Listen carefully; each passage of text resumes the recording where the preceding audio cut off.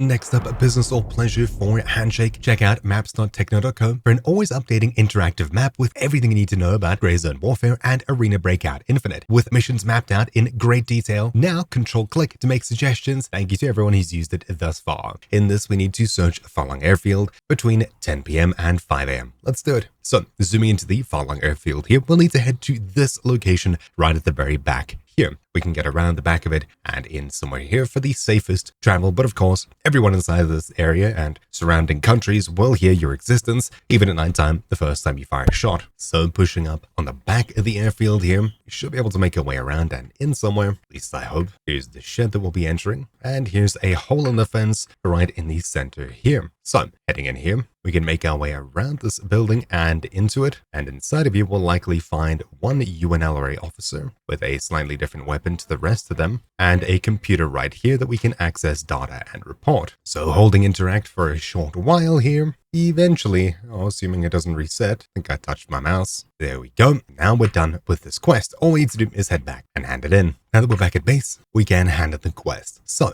hopefully you found this video useful. Thank you for watching. My name is Troubleshoot, and I'll see you all next time. Ciao.